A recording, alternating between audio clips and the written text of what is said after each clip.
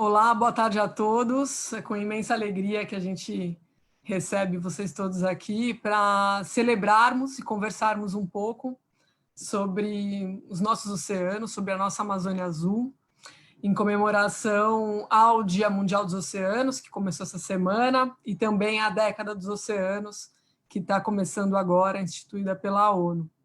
Eu me chamo Ana Carolina Lobo, sou gerente dos programas Marinho e Mata Atlântica do WWF Brasil, e estou aqui hoje com o professor Clemente Lawrence Waba, que dispensam apresentações para muitas pessoas, mas eu vou convidá-los aqui para falar um pouco de vocês mesmos também nesse início de bate-papo. Professor Clemente, pode começar. Bom, então, uma boa tarde para todos, né? Esse horário aqui, pelo visto, as pessoas estão almoçando e nos assistindo, né? Então, bom, primeiro agradecer o convite, né? Nessa semana tão importante, né? Véspera da nossa década, para a gente repensar e principalmente imaginar a nossa vida um pouco melhor em função do que os oceanos nos dá. Então, peço, assim, primeiro agradecer realmente e dizer que, assim, minha formação, eu sou biólogo e oceanógrafo, né? Formado já há algum tempo, né? E já milito no ambientalismo desde 87, né? Sempre com um pezinho na Mata Atlântica, um pezinho nos manguezais, um pé nos oceanos, quer dizer, né? Sempre dando passos nesses ambientes, o que fez com que a minha formação permitisse talvez ser aqui convidado por vocês para falar sobre a importância dos oceanos, a conservação, os impactos, e fico à disposição. Lawrence. Bom dia a todos, que eu aprendi com os pescadores, com os pantaneiros, que bom dia antes de almoçar e boa tarde depois de almoçar. Então, como eu não almocei, apesar de ser 13 horas, bom dia a todos. Eu queria dizer que eu me sinto lisonjeado, é uma honra estar aqui como um simples filmador de bicho, né? Eu sou um documentarista de natureza, mas estar aqui ao lado do Clemente, que simboliza aí os pesquisadores, a Ana Carolina, da WWF, que é uma ONG que eu tenho muita admiração há muitos e muitos anos, então simboliza também as ONGs, e vocês, pesquisadores, e vocês, ONGs, juntos com os fiscais do ICMBio e com a sociedade civil, guias de turismo, pesquisadores, associações de surfistas, são os verdadeiros guardiões dos nossos oceanos. Eu, como documentarista de natureza, sou uma espécie de garoto de recado. Então, a gente tenta trazer com as imagens, com os filmes, com as reportagens, um pouco dessa realidade que vocês preservam, né? Então, sem vocês, o nosso trabalho não faria sentido nenhum. Então, eu vou aqui tentar contribuir com um pouquinho de experiência prática. Afinal, eu mergulho desde os 14 anos e conheço o litoral do Brasil, posso dizer, muito bem, muitas ilhas oceânicas. Vou tentar contribuir um pouco da minha experiência, do que eu testemunhei na prática em todos esses anos no mar. Maravilha. Ai, que inveja que muitos podem estar sentindo agora, né, dessa experiência maravilhosa. Bom, como a gente conversou agora no início da live, essa semana está começando a Década dos Oceanos, e a ONU tem chamado a atenção sobre a gente reconhecer os oceanos como um único oceano, né? Tá tudo interligado. A cada 2 respiradas que nós damos, uma vem dos oceanos. Eles são muito mais do que fornecedores de frutos do mar, do que repositórios de lixo, plástico para a sociedade. Eles contribuem para as economias regionais, para turismo, transporte, provisão de alimentos, para biotecnologia, para a energia, né? Não sei se todo mundo sabe, mas grande parte da esperança com relação a soluções para lidar com o Covid-19 agora estão vindo do fundo do mar, né? Então, e eles também captam grande parte do calor da atmosfera, né, que é um fruto das mudanças climáticas. Então, nós todos dependemos dos oceanos, e quantas pessoas aqui não tiveram a vivência maravilhosa de ir para a praia e relaxar, né, e conectar com a natureza, e se sentir melhor, e o valor que os oceanos trazem também para o bem-estar de cada um individualmente. Aqui no Brasil, ano passado, a sociedade virou um pouco mais os olhos para os oceanos, quando a gente teve, infelizmente, essa gigante crise do derramamento do óleo, né, que ocorreu desde agosto até o começo desse ano, pegou mais de 1.000 pontos ao longo de 11 estados, né, impactou a economia do Nordeste, do Norte, nos pontos que chegou. Não só isso, mas também importantes ecossistemas que são berçários da vida marinha, como manguezais, corais, etc. Na sequência disso, um dos maiores branqueamentos de corais já registrados no mundo, né? Isso está acontecendo, e também aqui no Brasil, na Costa dos Corais. E agora, com a quarentena e os impactos do Covid-19, pescadores e pescadoras artesanais, que dependem suas vidas a partir da economia dos oceanos, estão assim, super, né, vivendo um cenário bastante crítico, que começou, né, no segundo semestre do ano passado e que se estende ao longo desse ano. Então, é bem crítico assim, o cenário que a gente está vivendo, mas, por outro lado, tem muito o que pode ser feito, que precisa ser feito urgentemente agora, né? As pessoas todas podem assumir um protagonismo na defesa dos oceanos, tanto com relação às suas opções de consumo do dia a dia, sobre desde que peixe que eu vou comprar, esse produto que está aqui no mercado tem tanto plástico envolvido, será que eu preciso mesmo disso? Então, várias reflexões que podem ser feitas, que a gente vai abordar aqui hoje com vocês, com relação aos muitos aspectos que envolvem não só a conservação dos ecossistemas costeiros marinhos, mas, sobretudo, a nossa vida, a nossa economia, né? Assim, não existe economia saudável sem oceanos saudáveis e, por consequência, uma vida mais saudável sem esses ambientes ajudando a sustentar toda a vida na Terra. Então, eu vou começar aqui hoje conversando um pouco sobre isso com o professor Clemente, que está aí no dia a dia vendo os impactos que a gente está vivendo aqui na costa do Nordeste, branqueamento de corais, etc. Queria que você conversasse um pouco sobre as questões mais atuais e práticas do dia a dia que você está vivenciando, e quais soluções que a gente pode observar aí, tanto do impacto das mudanças climáticas, branqueamento de corais. E vamos nessa. Na verdade, esse momento que a gente vive, isolamento social, né, eu ouço muitas pessoas falando, inclusive a imprensa, de alguma forma, comprou a ideia de que nós estaríamos dando um tempo para os oceanos, dando um tempo para o planeta, né? Na verdade, não é bem assim, né? Nós estamos dando um tempo, na verdade, para nós mesmos. Então, esse momento tem sido bom para nós refletirmos o nosso papel no planeta. Mas, de fato, continuam os impactos, né? Continuamos colocando resíduos nos nossos rios, continuamos despejando esgoto sem tratamento, né? Se sabe que, em função do consumo de petróleo ter diminuído, principalmente agora, em função da economia ter estagnado, ter paralisado, a gente está aí com filas e filas de petroleiros esperando aí para ir. Deus sabe o que eles estão fazendo com seus resíduos, e sabendo que não vão vender todo o óleo, espero que não estejam derramando. Então, estamos aqui em isolamento, vale aí uma hashtag que eu sempre estou usando nas nossas conversas, que é Fique em Casa Consciência.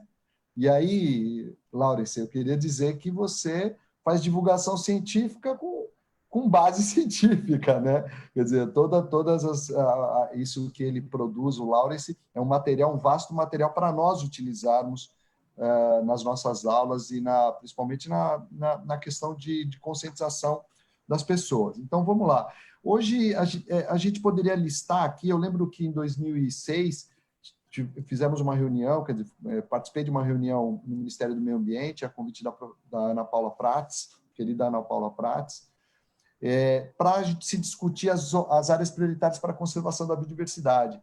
E nós, da academia, sempre trabalhávamos com uma lista reduzida de impactos sobre os ecossistemas e os ecossistemas costeiros. Eu lembro que uma das atividades para se construir aquilo, junto com os cientistas, era a gente pontuar quais impactos que existiam, então, na região onde nós trabalhávamos. Eu fui convidado, no caso, para para o grupo de manguezal, mas compartilhando com os outros biomas, né, inclusive biomas terrestres, e a lista do próprio Ministério do Meio Ambiente eram 113 atividades socioeconômicas com potencial impacto. Então, isso está acontecendo, né? Então, os nossos oceanos, infelizmente, recebem uma carga significativa de matéria orgânica, né, de esgoto não tratado. Então, nós já temos muitos pontos no mundo inteiro, nos oceanos mortos, que a gente chama, né? E plástico, né? E hoje, que talvez seja um dos maiores problemas para as próximas décadas, né? Estima-se aí que a gente tenha possivelmente mais plástico nos oceanos do que peixe até 2030, 2040. Eu acho que isso pode ser até antecipado.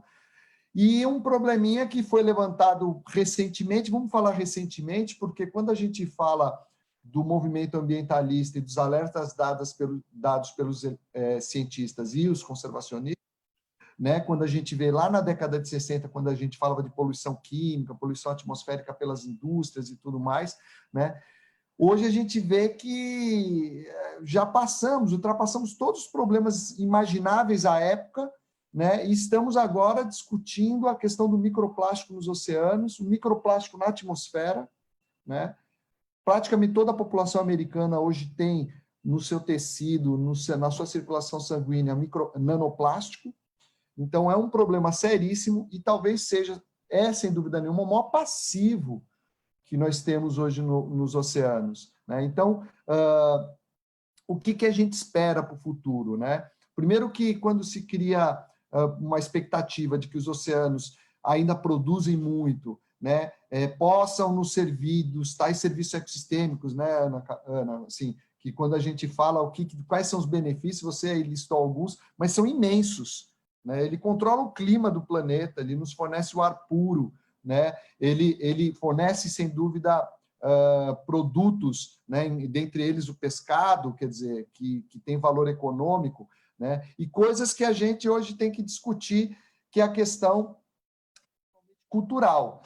Então, se nós estamos impactando os oceanos, a gente está levando a todos os serviços ecossistêmicos que servem aos seres humanos, né? Então, esse é o grande alerta hoje, né? Que nós temos que olhar melhor para os oceanos, porque a nossa cultura, a nossa história mostra que nós sempre demos as costas para os corpos d'água, em especial os oceanos. E dessa primeira vez estão nos dando a chance de a gente olhar de frente esse imenso corpo d'água, e bem colocado, não são os oceanos. E eu estou aqui e vou tentar me corrigir. O oceano.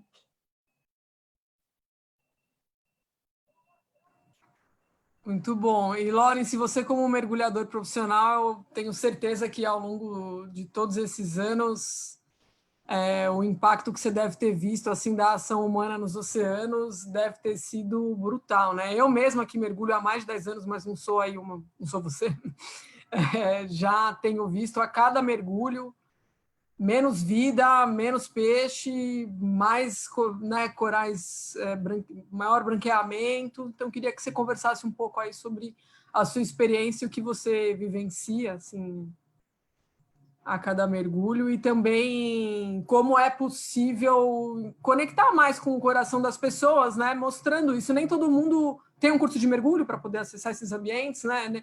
A maioria das pessoas tem uma relação com o oceano que acaba na praia.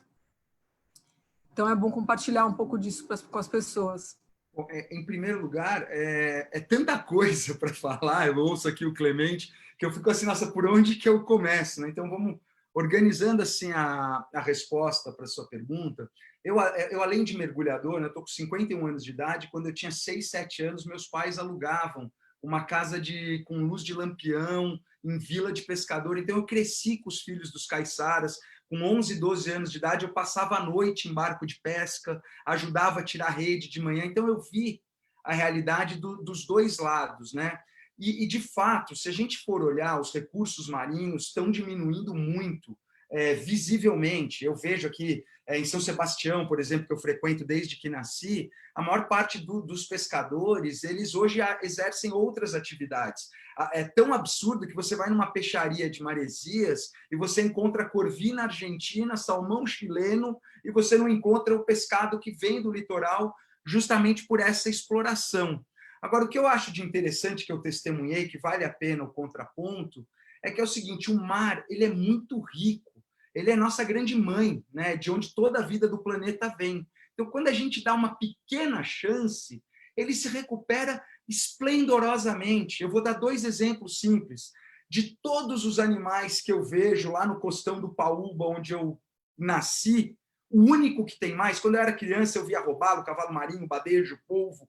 Hoje o único que tem mais do que tinha de quando eu era moleque é a tartaruga. Isso é um exemplo de que o trabalho do Projeto Tamar é um trabalho pioneiro de conscientização ambiental, de envolvimento da comunidade, protege o recurso. Essas tartarugas hoje estão morrendo de plástico, estão morrendo de outros dados, mas pelo menos estão em número maior porque foi-lhes dada uma chance. Outro exemplo, vamos falar aqui da Ilhabela, a gente tem aquele ilhotinho das cabras. Eu que cresci no litoral e quando moleque andava com os filhos dos caiçaras e arpoava, hoje eu praticamente não faço caça submarina, mas fiz muito quando era moleque, a gente matava robalo na foz do rio lá de Paúba e fazia na churrasqueira, tinha muito e grande. Hoje você não acha nenhum pequeno. Agora, você vai na UC estadual da Ilha das Cabras, que é um cantinho, uma ilhotinha, você dá a volta nadando em 45 minutos, 1 hora, mas ali está proibida a pesca. Você encontra cardume de robalo que você não vê em outros lugares do litoral. Então, o que me serve um pouco assim de alento é ver que quando existe uma programação e quando se dá uma chance para os oceanos, eles respondem, como a APA Costa do Coral, onde o Clemente trabalha, e eu fiz um documentário lá, né, na região Tamandaré, pulsando de cavalo marinho no manguezal, porque parou a tal da pesca de dinamite. Então, acho que a grande preocupação é o seguinte, Baleias, se der uma chance, né? Ele volta. Mas nós, enquanto indivíduos e enquanto política pública de Ministério do Meio Ambiente, enquanto governo, não estamos dando essa chance. É preciso mudar. É preciso dar essa chance para a natureza e daí ela faz o resto do trabalho sozinha. Não, só mencionei rapidamente as baleias, porque também há mais de 100 anos atrás, né, o mundo pensou que elas iam chegar assim na extinção. Aí foi feita a moratória, que o Japão agora está quebrando, mas enfim, foi feita a moratória e as populações, elas de fato se recuperaram, né? Agora, há poucas semanas atrás, agora elas estão passando em frente a Ilhabela aí, né? Que seu território, estão subindo para Abrolhos, as primeiras já chegaram em Abrolhos, né? Então, é um exemplo bem claro do tanto que os oceanos eles podem se recuperar, precisam da nossa ajuda, né? Só rapidinho, Ana, 2000, os dados do IBJ, Instituto Baleia Jubarte, diziam que haviam 2.500 na população brasileira, e agora o último dado que eu tive acesso, 2018, estava acima de 18.000. Olha que extraordinário, em 2 décadas, 10 vezes, né, estou exagerando, mas de 2,5 para 18, eu não sou muito bom de matemática, eu sou de humanas, mas sei lá, um crescimento exponencial em 2 décadas, né? 9 vezes a população. Me permita, Ana, até já fazer um paralelo e construir aí alguma coisa em torno do que a gente pode fazer para melhorar, né, a situação dos oceanos, né? Eu vou pegar esse gancho do Laurence, não das baleias, mas da Ilha das Cabras, Laurence. Eu sou de São Paulo, moro aqui em Recife há 18 anos, mas já fiz meus mergulhinhos na Ilha das Cabras. Na época, acho que não tinha OC. E essa coisa de proteger as áreas marinhas, né, para que elas sirvam, vamos chamar assim, né, de berçário, não o berçário do ecossistema, manguezal, a gente pode até conversar sobre isso, mas no sentido de áreas protegidas, que protejam a biodiversidade e todas as funções daquele ecossistema, porque a biodiversidade ela só vai pulsar e ela vai se multiplicar se a gente manter um ecossistema preservado. Então, a manutenção do ecossistema preservado, de todas as energias que fazem com que ele funcione, né, vai gerar os tais serviços ecossistêmicos e, no caso dentre eles, a manutenção da biodiversidade. Eu queria só destacar aqui que nós assinamos uma convenção, vocês sabem, chamada Convenção da Biodiversidade. Essa Convenção da Biodiversidade, datada de 1992, já vinha batendo nessa tecla de se ter áreas protegidas de forma integral, né, tanto de ecossistemas terrestres, de água doce, marinhos,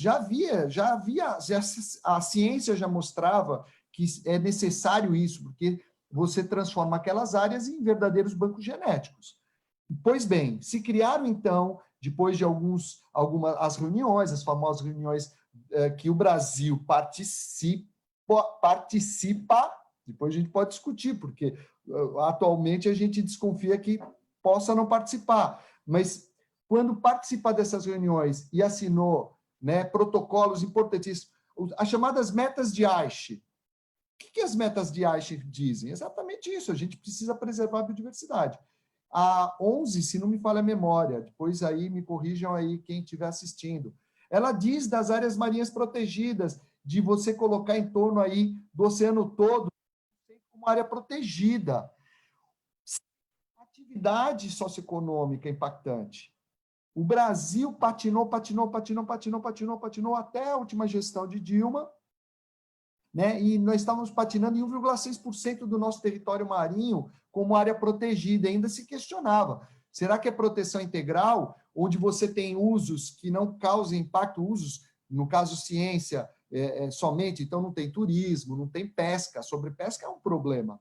Essas áreas, como ele falou, elas pulsam a partir de quando você retira a pesca. Então, se criam protocolos na qual o Brasil precisa cumprir. E, recentemente, só para finalizar, a gente teve uma discussão maravilhosa para se criar um mosaico de unidades de conservação marinha, os acadêmicos se animaram, os ambientalistas se animaram para a gente desconfiar que não era bem assim. A gente subiu para 20%, mas de unidades de conservação que permitem a exploração. No seu decreto não fica claro... Esses 20% desculpa te interromper. Falacioso. É uma hipocrisia, é uma palhaçada. Falacioso. Então, sabe, Ana, a gente tem que continuar batendo na mesma tecla, Ana. E não é de agora. Nós temos que bater na mesma tecla. Temos que proteger, sim, alguns territórios marinhos. Ô Clemente, você falou do meu trabalho como divulgador científico. Pouca gente sabe que lá no comecinho da minha carreira, quando eu filmava aluno de escola de mergulho, eu exercia um trabalho em paralelo que eu filmava as pesquisas do professor doutor Sérgio de Almeida Rodrigues, do Biociências da USP. Infelizmente, hoje nos acompanha num outro plano, ele morreu muito cedo. Eu viajei o Brasil com o Sérgio, trabalhei com ele no litoral de São Paulo, da Bahia, de Fernando de Noronha, pesquisas de assídias e tal. O Sérgio que foi um pioneiro, porque ele escreveu sobre aquecimento global em 1982. Eu tenho um livrinho fininho, eu tenho aqui assinado, um dos grandes inspiradores aí que eu tive na minha vida. Mas o Sérgio foi um dos envolvidos na criação do primeiro Parnamar, Parque Nacional Marinho do Brasil, que foi Abrolhos, e a ele coube a tarefa, naquela época, de final dos anos 70, início dos anos 80, fazer o trabalho de convencimento com as comunidades locais. E a metáfora que ele usou, e que eu nunca me esqueci, é que ele tentava dizer para os pescadores que o Parnamar seria uma caderneta de poupança, onde ele deixaria o dinheirinho dele, o peixe dele, reproduzir para se espalhar e ele poder coletar. E eu achei essa metáfora muito bonita, e como tudo que o Sérgio fez, muito pioneiro, porque hoje você vê todas as políticas que se fala de preservação de oceano, se fala da criação do Marine Protected Areas, né? Áreas protegidas marinhas. E no Brasil tem o Sistema Nacional de Unidades de Conservação, o SINUC, que as cataloga em diferentes categorias.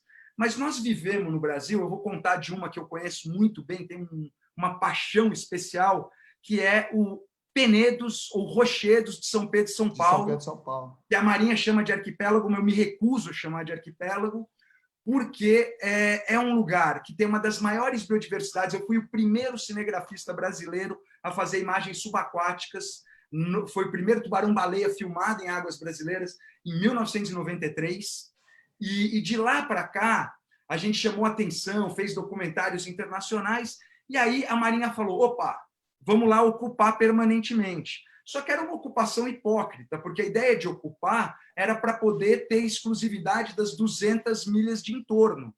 Só que como eles queriam fazer essa ocupação sem gastar dinheiro, o que a nossa Marinha, ou seja, nosso governo fez? Ela pagava uma empresa de pesca que levava os pesquisadores até o arquipélago, e enquanto eles faziam as pesquisas, a empresa fazia pesca maciça, rapelou. Eu conheci São Pedro e São Paulo quando você não conseguia tirar um peixe que você pescava porque os tubarões comiam. Era um negócio de louco. eram milhares de lagostas, centenas de tubarões. E hoje aquilo está depauperado, patrocinado pela Marinha do Brasil, que bancou a empresa. Também. Aí eles vêm agora criar uma espécie de APA no papel, que eles rabiscam um breguete lá, só que é permitida a pesca. Então, que mineração. Porcaria de preservação é um papel, quer dizer, o Brasil tinha 1,6%, menos de 2% de área protegida, e fala, agora vamos subir por 20%. Pega o mapa do Brasil, rascunha uma área lá, fala, agora aqui é APA, mas pode pescar e não tem fiscalização. Então, nós temos um problema, que é o problema do indivíduo, mas nós temos um problema seríssimo que vem lá de trás, que é de um descaso com as riquezas do mar dos órgãos governamentais, que culmina as raias do absurdo com esse desgoverno maluco que a gente tem no Brasil hoje, um bando de doido que faz as coisas no achômetro. Então, é lamentável a política de oceano que a gente vem tendo hoje, né? Só para falar, o Clemente é um dos caras, ele foi muito humilde aí e falou muito pouco do papel dele na questão do óleo, porque nós tivemos um acidente gravíssimo, de proporções desconhecidas, que se fez as acusações mais estapafúrdias, né? Chegou a acusar o navio do Greenpeace que se tivesse 10 dele, seria 10 dele para jogar aquela coisa de óleo, e aí ele não ia ter óleo para andar, porque ele ia ficar vazio. Então você precisa de 20 dele para poder jogar o óleo e ir embora. Clemente, fala um pouco para a gente dessa história maluca do óleo, porque tentou-se tapar o sol com a peneira, mas não se foi a fundo na origem de quem é o culpado, né? E quem vai pagar a conta do prejuízo do óleo? Olha, me permita, então, Ana, que sorte que Laurice não nadou no final da Terra plana. Você pensou se a gente perdesse Laurice, cara? Nadando no final da Terra plana e aí puxasse ele e Laurice não estaria aqui. Né? Cara, é assim, Laurice, na verdade, eu acho que vocês vão concordar comigo, todos que estão nos assistindo, a forma como foi tratado esse problema aqui, principalmente no Nordeste, né, foi bem colocado pela Ana, né, o Nordeste está sofrendo agora, né, vamos colocar assim, os nordestinos, principalmente as comunidades tradicionais, estão sofrendo agora com a Covid. Então, a forma como foi tratado o óleo é exatamente, para quem não vivenciou óleo no Nordeste, acredite no que eu vou falar, é a mesma forma como o governo federal está tratando com a Covid. Certo? Gerindo muito mal o problema. O papel do Estado, no sentido do governo federal, assistir economicamente, socialmente, ambientalmente um problema, foi praticamente nulo na época do óleo e a gente vem assistindo a mesma coisa agora com a Covid. Então, é muito complicado como a gente lida. Nós estamos lidando com um problema seríssimo, que é a saúde dos oceanos, ele está enfermo, e, ao mesmo tempo, nossa grande luta tem sido a frente de luta de garantir as políticas públicas que existem, garantir as políticas públicas. Claro que se criam novas políticas públicas, a Lei do Mar, por exemplo, espero que seja aprovada, que aconteça, mas, no fundo, o que nós temos hoje é a nossa luta, né? Desafetar os seis, né? Extinguir a unidade de conservação, onde o nosso presidente pescou, quer dizer, coisas que parecem lá fora, né? A gente sabe que eles ficam penalizados e, ao mesmo tempo, ficam assustados. Como a gente pode ter um governo na qual, né, leva pelo lado pessoal? Você imagina, a gente querendo brigar por unidade de conservação de proteção integral e ameaças à não criação, a retirar os decretos de criação de unidades de conservação, que no caso no Rio de Janeiro e outras que estão existindo, o desmonte. Então, tem sido bem complicado. Eu só queria terminar aqui nessa rápida fala, Ana, que a gente está hoje, o nosso maior problema é enfrentar o governo. O nosso maior desafio tem sido garantir a execução das políticas públicas que foram construídas desde a década de 70 nesse país, ou mesmo ou antes. Só queria daí trazer aqui para quem não está acompanhando, né, assim de perto, os exemplos concretos desse enfraquecimento de políticas que está acontecendo, né? Assim, e aí eu acho que tanto o Lawrence quanto o Clemente podem comentar um pouco a respeito, né? Assim, na questão do turismo, né? A gente comentou que já teve um impacto no ano passado por conta do óleo, esse ano tem o Covid, mas de fato o governo está com uma política, né, para fazer recifes artificiais, afundando todo tipo de material, né, assim, desde equipamento velho de guerra, naufrágio, agora é plataforma de petróleo, então querem colocar tudo para o fundo do mar, como se afundar esses equipamentos em qualquer lugar vai, de fato, ser favorável à criação de recifes artificiais, de fato vai apoiar o turismo, né? Assim, isso, esse link, ele de fato não precisa ter estudo e tudo mais, acho que a gente pode comentar um pouco disso, mas eu só continuar aqui rapidinho pontuando. Tem a questão do turismo desordenado, né? O coral-sol, que vem se alastrando ao longo que é uma espécie exótica, que está se alastrando ao longo de todo o sul, sudeste, enfim, pela costa brasileira. Sobre a descriação de unidades de conservação, que o Clemente falou, né, do Rio de Janeiro, onde o presidente pescou e tal, é a Estação Ecológica dos Tamoios, né, que fica lá em Angra dos Reis. Então, com essa narrativa de que é possível criar uma Cancún brasileira, né, na verdade, assim, via de regra, muito se fala sobre o desenvolvimento costeiro a qualquer custo, quando que, na verdade, se a sociedade fortalece o término desses ambientes costeiros marinhos que, na verdade, protegem a costa, a gente fica muito mais vulnerável, né? Assim, tanto o aumento de grandes ondas, assoreamento, enfim, assim, o impacto disso, inclusive para a economia, no médio e longo prazo, ele é certo que vai acontecer e ele é muito maior do que pensar em novos modelos de desenvolvimento sustentáveis que abraçam e protegem ambientes como esses, né? Assim, diversas normativas ministeriais foram revogadas nos últimos tempos, comitês extinguidos, a gente viu que com a extinção dos comitês no começo do ano passado, de repente veio o óleo, e aí quando foi acionar a Política Nacional de Contingências, não tinha comitê porque tinha sido extinto. E aí teve que... Enfim, a gente vê que o quanto que o Brasil não está preparado para lidar com emergências, né? A gente viu com o óleo, agora a gente está vendo com o Covid. Além de pesca, que foi um tema falado aqui, né? Mais de 80% dos estoques pesqueiros no Brasil, eles estão sobreexplotados, eles estão ameaçados. O brasileiro tem o costume de comer carne de cação. Na verdade, carne de cação é carne de tubarão. Tubarão é como se fosse assim, a onça pintada do fundo do mar. É a espécie topo de cadeia, super importante para a manutenção de toda a vida que existe no fundo do mar.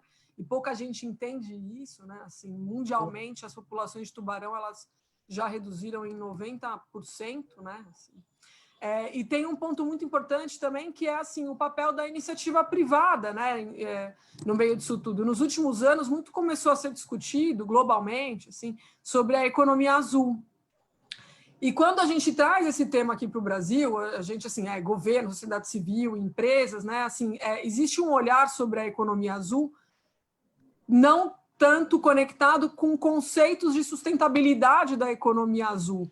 Então, muito se fala também de, por exemplo, dobrar a produção de barris de petróleo de 3 milhões para 7 milhões, essa é uma meta concreta da ANP, da Agência Nacional de Petróleo, né?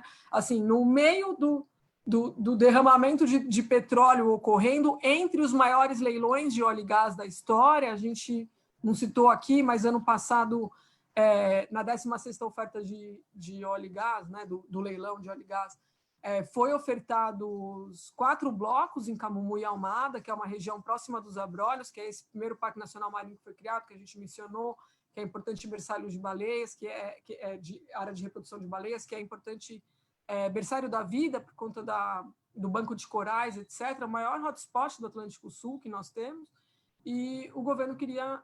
esses blocos, eles, na verdade, não receberam proposta da iniciativa privada, então está aí o papel da iniciativa privada, mas eles continuam sendo ofertados pela oferta permanente, né?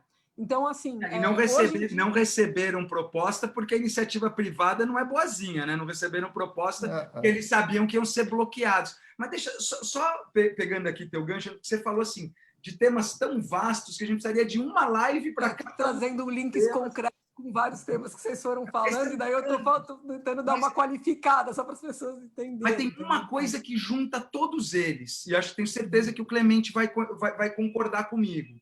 Para lidar com temas tão complexos, não existem soluções simplórias e necessita muito de corpo científico e de gestão com profissionais qualificados. E o que nós temos é o oposto disso. Nós temos um presidente que não passa num exame de sanidade mental, que fala aleatoriamente o que ele acha. Então, ele vai dar bitaco sobre o preço do ingresso do Parque Nacional Marinho de Fernando de Noronha e falar é um absurdo cobrar R$100 de ingresso para entrar na praia. Só que não é R$100 de ingresso para comprar na praia, para entrar na praia, é R$100 de ingresso para 10 dias para usufruir de uma infraestrutura que inclui tirar lixo do parque, que inclui ter banho de água doce sustentável, quer dizer, com coleta de água de chuva. Tem todo um pensamento por trás desses R$100 que é transformado numa coisa simplória, que daí vamos criar uma Cancún. Primeiro, para ter um parque hoteleiro como Cancún, você precisaria ter público. E para ter esse público, tem várias questões. Por exemplo, Cancún tem 300 dias de sol por ano e está 1h30 de avião dos Estados Unidos. Quem dos Estados Unidos vai pegar um avião para ir até Angra dos Reis, que metade do ano está chovendo e está frio? Então, assim, ele fala sem embasamento. Aí fala, vamos encher de recife artificial. Quantas operadoras de mergulho tem no Brasil? Qual a demanda real para o número de mergulhadores? Me desculpem, eu mergulho no mundo inteiro, no Brasil, a vida inteira. Eu vou com os meus filhos mergulhar aqui, mas aqui internacionalmente é uma porcaria. O Atlântico Sul tem muito menos vida e muito menos visibilidade do ponto de vista de encame turístico. Nós não estamos, Fernando de Noronha, que é o melhor point do Brasil, não está entre os 100 melhores points do mundo. Então não tem volume de turismo para isso. É tudo feito no achômetro.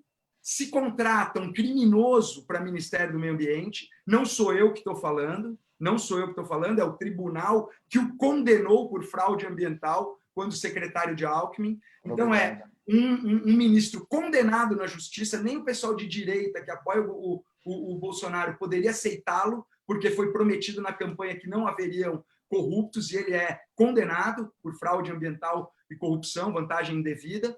E esse cara é um cara muito eficiente em destruir.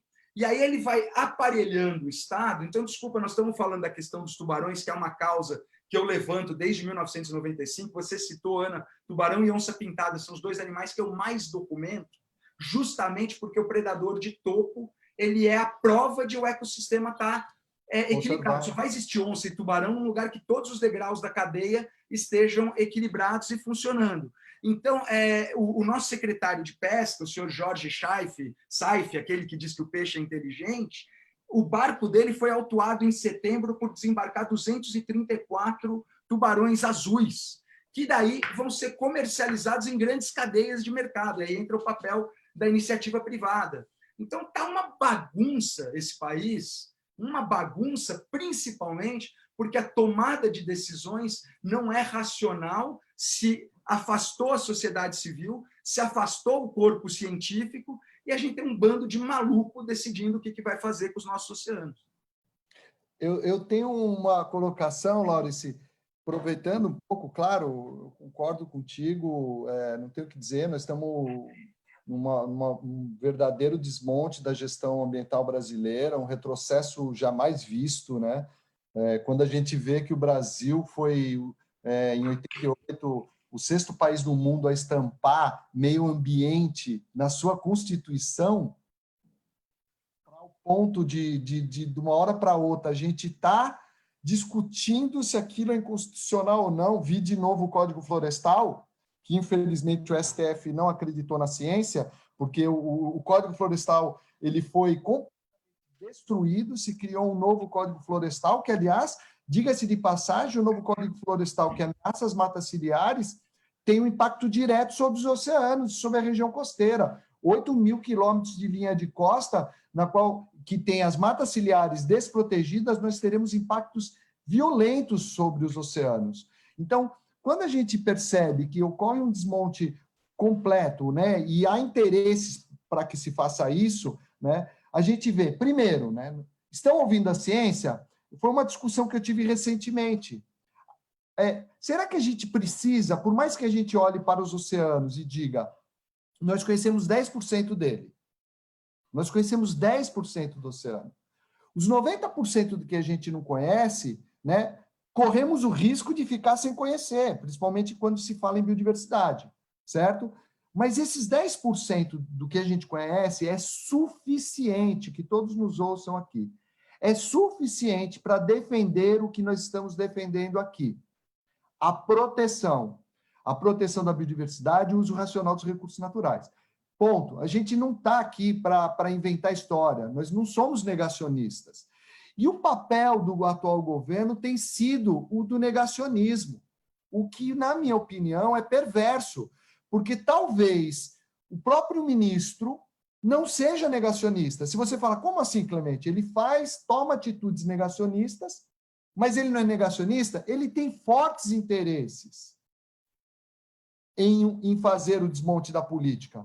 Veja agora, recentemente, em querer derrubar a lei da Mata Atlântica. Aqui você vai falar, pô, mas estamos falando de oceanos.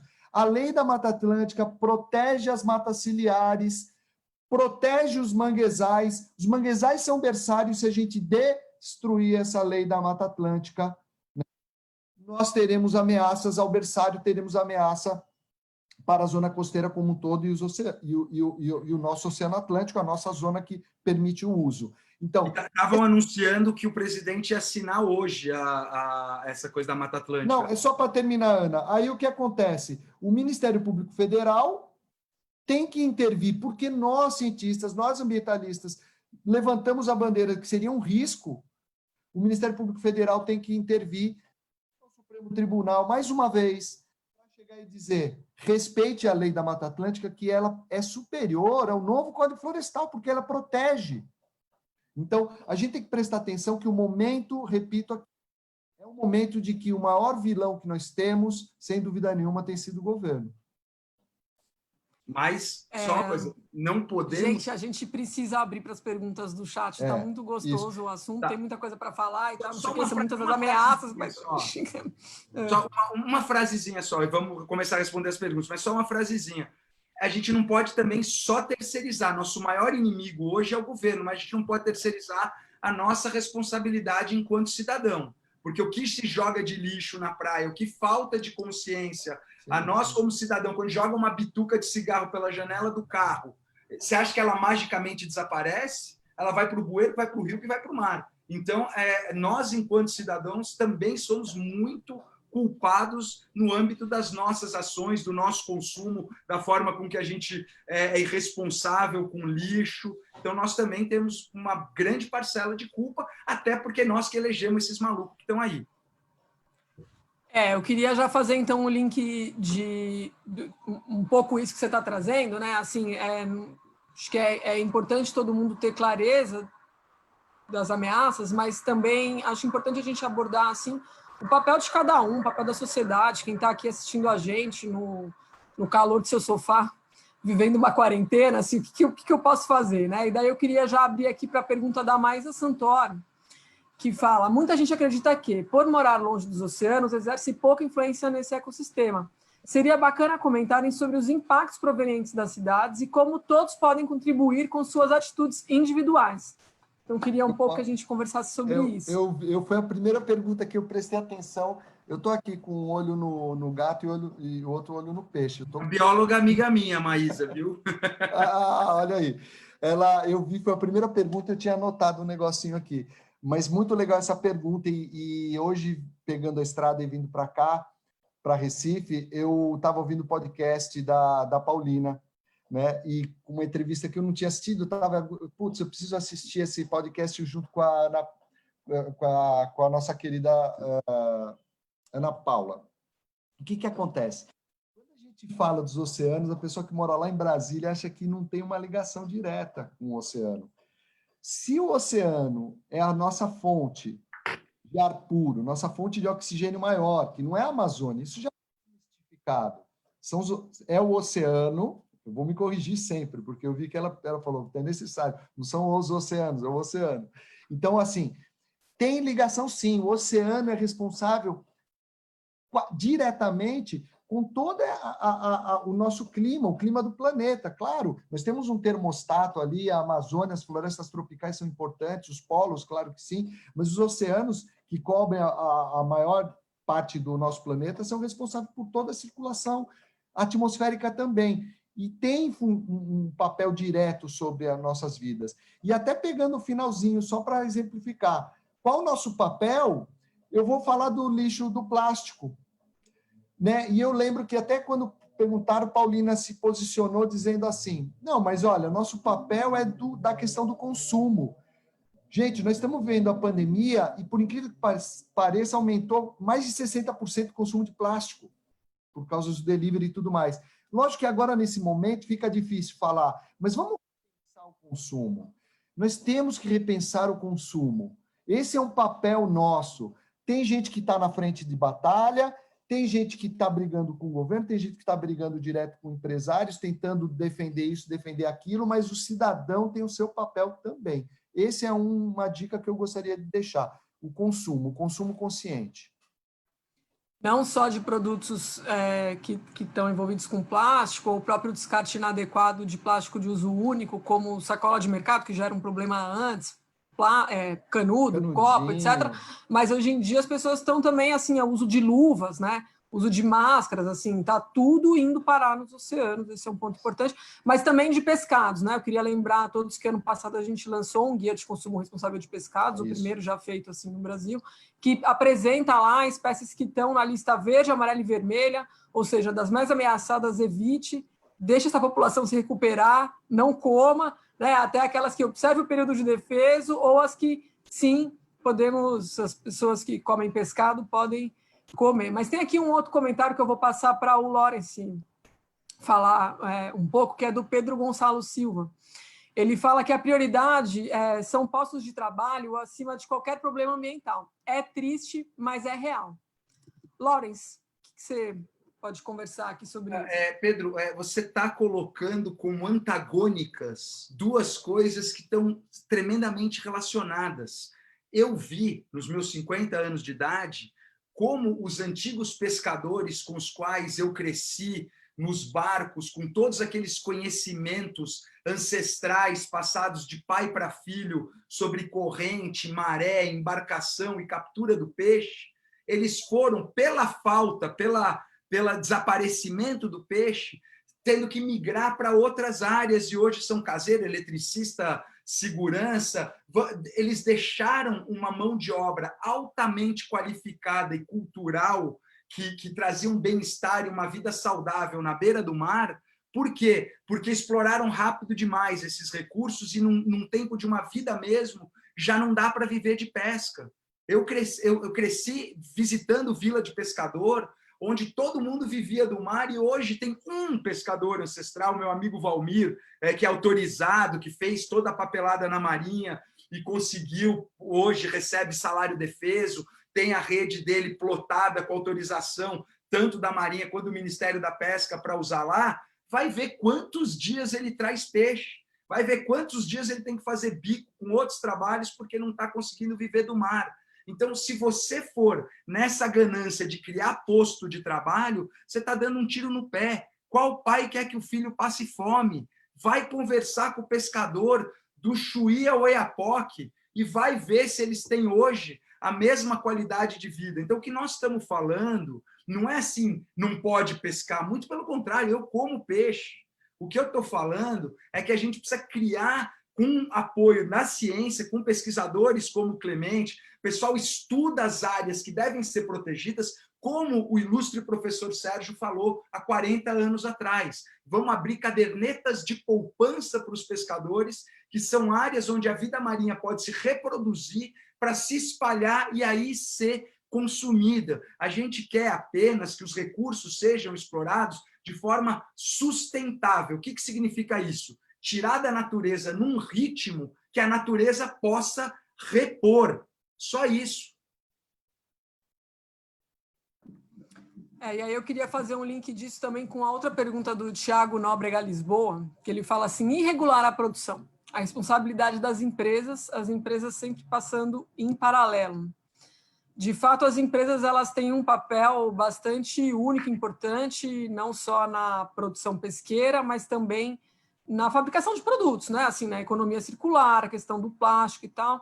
Então, queria que vocês falassem um pouco disso, assim, do quão protagonistas as empresas elas podem ser em defesa dos oceanos e, por consequente, defesa do próprio lucro do próprio negócio, porque, né, de novo, sem um ambiente saudável não existe negócio saudável, né? Mas...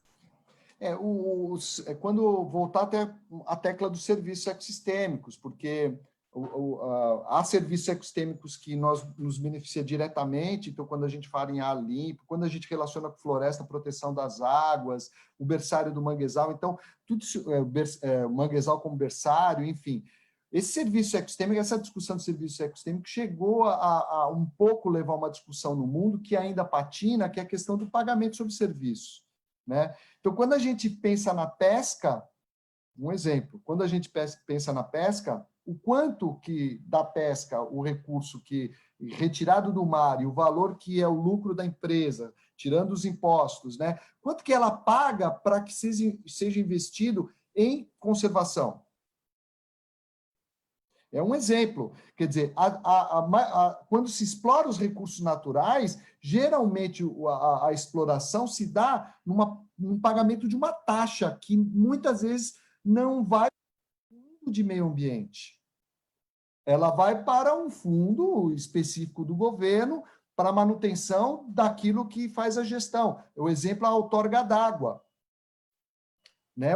Quando você paga para usar água, né? Mas a gente precisa entender esse mecanismo econômico, ó, e perceber que é possível, sim, porque nós estamos falando de uma roda capitalista e que em algum momento vai ter que cair a realidade e que nós vamos ter que investir em proteção. Então, o recurso mínimo, através de impostos voltados a isso, através de pagamento sobre serviços ambientais, não sei, que tenha que ter um controle. Um exemplo que aí sim impacta direto as empresas é a questão do defeso de determinadas espécies, mas é uma lei que vem de cima para baixo com o respaldo da ciência que diz, olha, nós temos que parar agora de pescar A, B ou C porque está em período reprodutivo, ou criar uma lista, por exemplo, como vocês fizeram, mas que já existe, né, uma normativa dizendo, olha, esses peixes são proibidos de pescar porque estão ameaçados, a exemplo de peixe específico, como um mero. Então, é uma coisa dura, rígida. E o outro tenta se buscar recursos. Vê que o petróleo pode destinar uma parte do petróleo para proteção, né? Não somente através de editais, através dos próprios royalties. Então, a gente tem que ver como que isso funciona. Agora, se a gente mirar apenas a exploração e o lucro, jamais a gente vai ter conservação nesse país. Desculpa, só jogar aqui um pensamento que é super polêmico, eu sei que cientificamente tem um monte de implicações no que eu vou falar agora, mas tem uma outra questão que é a forma primitiva como a gente lida com os oceanos só extraindo.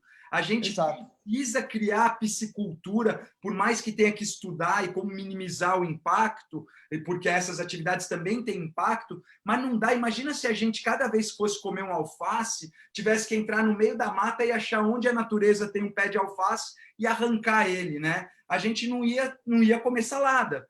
Então, a gente precisa criar formas de plantar os recursos e não só extrair. E eu sei que a gente tem pouco tempo, mas o José Leite aqui falou que a gente está falando merda, porque o Brasil é o país do mundo que mais preserva e você quer mais o quê? Eu só quero que o senhor se informe, porque o senhor está falando de achismo. E de achistas como vocês estão morrendo, nosso povo está morrendo de Covid, nossos mares estão morrendo, nossas florestas estão sendo destruídas por pessoas que acham, que acordam achando, como o senhor está achando que o Brasil é o país que mais preserva, quando o mundo inteiro diz o contrário e a gente vai começar a sofrer boicote do Oriente Médio por causa de questões ideológicas, vai sofrer boicote da Europa porque destrói. Nós vamos morrer sozinhos por causa de gente que nem você, que acha as coisas. Tem dado de satélite, foto feito pelo Instituto de Pesquisas Espaciais, que mostra o quanto a gente destrói. Mas o senhor tapa o sol com a peneira e diz que nós estamos falando merda, porque o Brasil é o país do mundo que mais preserva. Aí não dá para discutir. Ana, Vai surfar na sua terra plana. Cuidado que você mergulhar lá no finalzinho da Terra plana, você pode se lascar, viu, Laura? O pior é que eles vão dizer que a ONU disse que é um oceano, então comprova a teoria deles que se é um só, a Terra é plana, né? Ô, Ana, eu lembrei de uma coisa em relação a essa pergunta que eu acho fundamental falar aqui, que é a questão de que as políticas elas precisam ser costuradas, né? Eu lembro que um exercício com a Ana Paula Prats há séculos, quando a gente foi falar de pagamento sobre serviços ambientais, ela me ligou, Clemente, vem falar sobre região costeira. Aí saímos listando, eu tenho um slide até hoje, sei lá, 3 slides em PowerPoint de todas as políticas que, se executadas, elas favoreciam a conservação, desde política portuária, que existem cláusulas nas políticas que mostram a questão da conservação. E eu lembrei da questão do saneamento básico, Ana. Eu lembro que numa vez, numa reunião da antiga Secretaria de Pesca, que depois virou Ministério, enfim, na época, lá atrás, que me chamaram para falar alternativas para a pesca artesanal. E eu lembro que foi um professor que falou, um pesquisador que falou sobre criação de camarão, o outro falou de algas calcárias, mais um que agora não fugiu. E eu falei, o que eu vou falar, meu Deus do céu, alguém que trabalha com conservação. Lógico, falei da questão das áreas protegidas, tal, não sei o que, tinham muitos pescadores. E eu dei uma alternativa que foi saneamento básico. Se nós sanearmos, nós temos 70 e tantos % das nossas bacias hidrográficas brasileiras comprometidas. Se nós aplicássemos e investisse em saneamento básico, desde a Política Nacional de Resíduos Sólidos ou outros investimentos, investisse em saneamento básico, nós aumentaríamos a produtividade costeira. Pode anotar isso que eu estou falando. Eu lembro que quando eu falei isso, o secretário de Pesca ficou ofendido, dizendo, não é o papel da Secretaria de Pesca. Eu falei, se não é o papel da Secretaria de Pesca, perante as outras secretarias. Algo que vai trazer mais peixe no final da conta, né? Eu não sei o que é. Então, a gente tem que ter em mente, todos nós, e aí também vale recado para essa pessoa que não acredita, é que nós estamos, na verdade, numa situação de que as políticas públicas elas estão sendo desconstruídas e aquelas que começaram a engatear, infelizmente, podem ser derrubadas. Pessoal, muito assunto mesmo, mas a gente precisa encaminhar aqui para o final. E daí eu queria abrir, então, para uma última mensagem aí que vocês quisessem trazer, começando aqui pelo Lawrence. Lawrence, qual é uma última mensagem que você queria trazer aqui para a audiência nessa década dos oceanos que se inicia, a Semana dos Oceanos? A mensagem assim, é simples e clara. Fora Bolsonaro, fora Salles. Aí a gente começa a reconstruir o país que eles estão destruindo. Mas a mensagem é o seguinte, a relação com o oceano ela precisa passar pelo coração.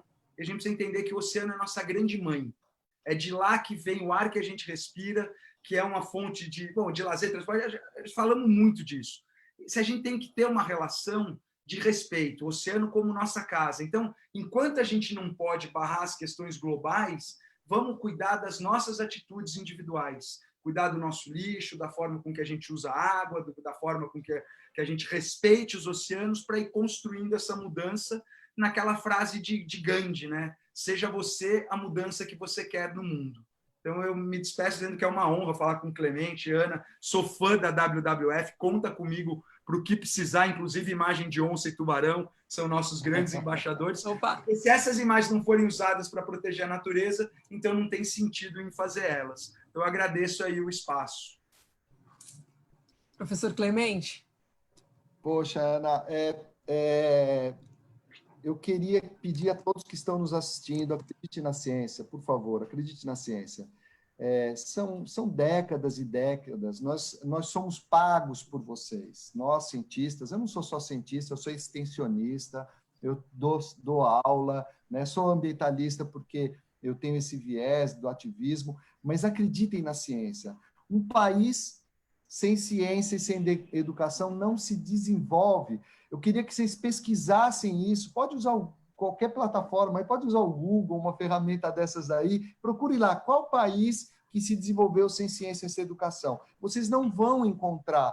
Então, a gente tem que, sim, acreditar. A gente tem que ouvir, saber conflitar ideias, porque existem cientistas e cientistas, conflitar as ideias, formar a nossa opinião, nos formar em cidadania oceânica. Nós temos que ter a cidadania ambiental muito enraizada na gente, porque nós estamos comprometidos. Nosso planeta, infelizmente, não está legal, ele precisa da nossa ajuda, porque nós fazemos parte desse planeta.